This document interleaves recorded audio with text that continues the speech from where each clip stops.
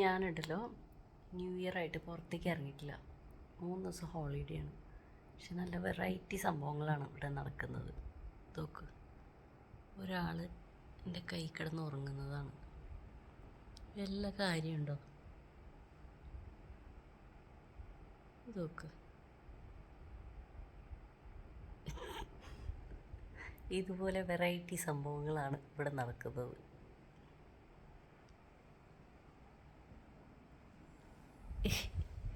എഞ്ചപ്പാ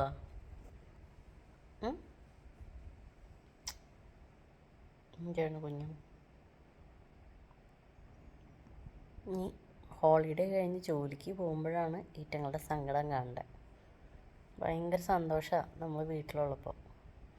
അങ്ങനെ മുട്ടിയിരിക്കാൻ വേണ്ടിയിട്ട് അടിയാണ് 3 കൂടി.